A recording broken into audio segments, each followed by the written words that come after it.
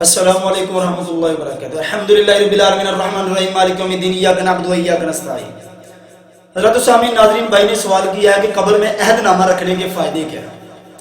قبر میں عہد نامہ جو ہے ہم رکھتے ہیں، اس کے کیا وہ آدمی کو فائدہ ہوگا، اس کے بینیفٹ کیا ہوں گے، یہ اس کے بارے میں سوال کیا۔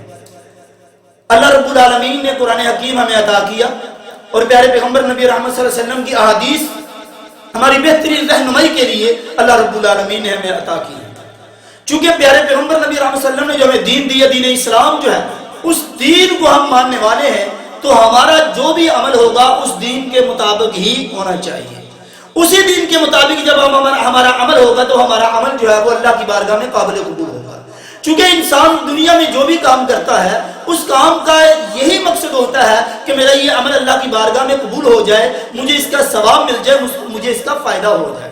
اور اسی طرح سے جو کام انسان دنیا میں کرے گا اس کا بینیفٹ انسان کو مرنے کے بعد اس کی قبر کے اندر بھی، اور مرنے کے بعد جب حساب کتاب ہوگا تو وہی اس کے نیک اعمال جو ہیں اس کے کام آئیں گے۔ چونکہ انسان کی اس دنیا کے اندر کی ہوئی نیکی وہی انسان کو آخرت میں کام آئے گی۔ لیکن یاد رکھیں، یہ انسان دنیا کے اندر جو نیکی کرتا ہے یہ نیکی انسان کی ضائع اور بیکار بھی ہو جاتی ہے۔ کہ صورت میں جب انسان دنیا سے چلا جائے تو اس خوش فہمی کے اندر جائے کہ میں نے بڑے اچھے کام کیے ہوئے ہیں۔ اللہ رب العالمین کی پیارے محبوب نبی رحمت صلی اللہ علیہ وسلم فرماتے ہیں، ایک حدیث مبارکہ ہے، صحابہ سے پوچھا اللہ کے نبی نے، صحابہ تم جانتے ہو مال مفلس، غریب کون ہے، لاچار کون ہے؟ صحابہ کرام رضوان اللہ اجمعین نے بڑی سادگی سے جواب دیا، یا رسول اللہ ہم تو اس کو مفلس کہتے ہیں، ہم تو اس کو غریب سمجھتے ہیں، من لا درہم لہ من لا دینار لہ، جس کے پاس نہ کوئی درہم و دینار ہو، جس کے پاس دنیا کی دولت نہ ہو، ہم اس کو غریب کہتے ہیں۔ میرے نبی نے فرمایا یہ غریب نہیں ہے، غریب آدمی کی حقیقت میں کون ہے؟ ایک انسان دنیا سے چلا گیا اس خوشی کے ساتھ گیا کہ اس نے دنیا میں حج بھی کیے، عمرے بھی کیے، نیک کام بھی کیے، نمازیں بھی پڑھی، صدقہ خیرات بھی کیا، زکوٰۃ بھی دیا، ہر کام کرتا رہا اور دنیا سے گیا اس خوش فہمی کے ساتھ کہ میں نے دنیا میں بڑے اچھے کام کیے ہیں، میری آخرت جو ہے وہ کامیابی والی آخرت ہے۔ اللہ رب العالمین جب قیامت کا دن ہوگا، حساب کتاب کریں گے، اس آدمی کی نیکیوں کو دے کر فرشتوں سے کہیں گے فرشتوں اس آدمی کو پکڑو اور جنت میں لے جاؤ۔ جب اس کو جنت میں لے جانے لگیں گے، ایک آدمی بھاگتا ہوا آئے گا۔ پیارے پیغمبر کے الفاظ ہیں، یقین مانی اتنے زبردست الفاظ ہیں، اگر ہم اس کو اپنی زندگی میں بٹھا لیں، اس کو اپنے دامن کے اندر سمیٹ لیں تو ہماری زندگی کی کایا پلٹ جاتی ہے۔ میرے نبی فرماتے ہیں ایک آدمی بھاگتا ہوا آئے گا، کہے گا اللہ جی قد شاتا بہذا، دوسرا آئے گا قد ذرا بہذا، تیسرا آئے گا قد اکل مال ہذا۔ اس طرح سے اس کے اوپر الزامات لگانے شروع کر دیں گے۔ کیسے الزام ہوں گے؟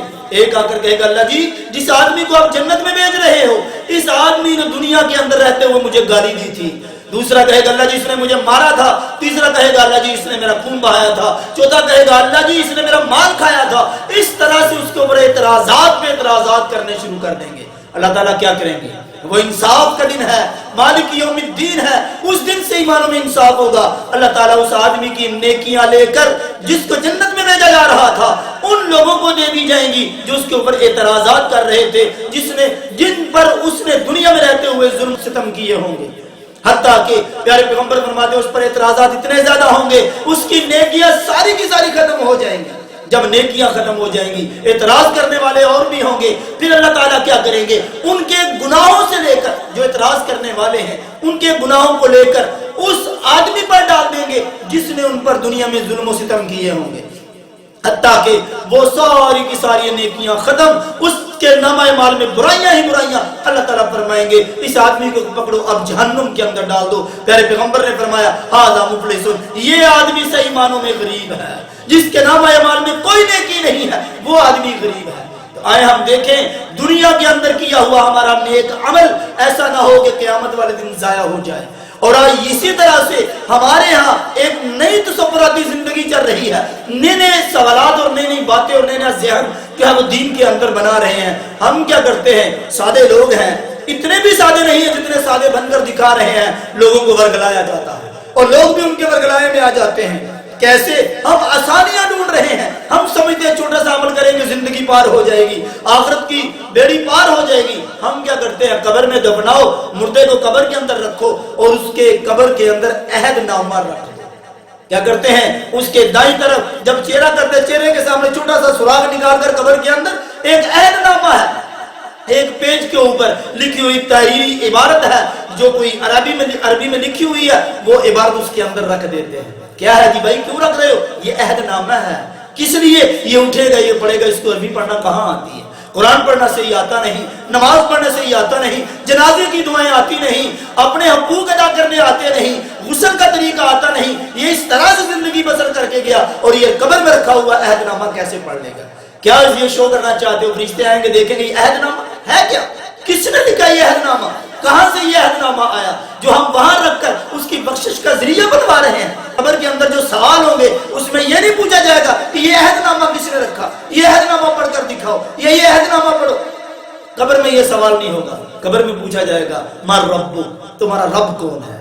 मन नबीयुक, तुम्हारा नबी कौन है? मा दीनुक, तुम्हारा दीन क्या है? कब्र के अंदर ये सवालात होंगे। इन सवालों के जवाब क्या करने हैं, ना कि अहदनामा रखकर उसको बख्शवाना है। हम कहते हैं अहदनामा रख दो, बस जी बख्शेगी। मौलवी साहब ने कह दिया, हो गया जी हो गया। कैसे बख्शेगे? ऐसे बख्शिश नहीं होती। ये अहदनामा तो आज की पैदावार है, आज के वक्त में हमने तैयार कर रखे हैं। मेरे नबी के जमाने में अहदनामा थे, मेरे सहाबा के जमाने में अहदनामा थे, ताबईन और तबा ताबईन के जमाने में अहदनामे थे। ये आज हम अहदनामे रखकर हम ये खुशी से दुनिया से बड़े खुश होकर रह रहे हैं कि हमने अहदनामा रख दिया, बस हमारा बुजुर्ग बख्शा गया। याद रखें, कोई फायदा नहीं, इसका कोई फायदा नहीं। दुनिया में जो अमल करोगे, जो नमाज पढ़ोगे, जो सदका खैरात करोगे, जो अखलाक अच्छे लेकर जाओगे, जो अमाले हसना जो करोगे, वही काम तुम्हें कब्र में काम आएंगे, वही अमाल तुम्हारे हशर में काम आएंगे, वही काम तुम्हारी जन्नत में जाने का बायस बनेंगे। इसलिए इन अहदनामों के पीछे ना पड़ो, कुरान को पढ़ो। कुरान सीखा होगा, कुरान को पढ़ा होगा तो कयामत वाले दिन तुम्हारी ये सिफारिश करेगा, कब्र के अंदर तुम्हारा दिफा करेगा। ये अहदनामों से कुछ नहीं होता। इसलिए ये ज़हन नशीन कर लें, अहदनामा रख लें या कुछ और भी रख लें कब्र के अंदर, इससे कोई फायदा नहीं होगा। ना कब्र के अंदर कोई इससे रोशनी है, ना इसके रखने से इंसान को कोई फायदा होगा, क्योंकि सुन्नत से साबित नहीं है, मेरे नबी से साबित नहीं, मेरे सहाबा से साबित नहीं, तो इसलिए इसका कोई फायदा नहीं हो सकता। अल्लाह ताला से दुआ है, अल्लाह ताला हम सबको सही मानों में कुरान सुन्नत को पढ़ने की, उस पर अमल करने की तौफीक अता फरमाए। व आखिरु दावाना अल्हम्दुलिल्लाहि रब्बिल आलमीन। वस्सलाम।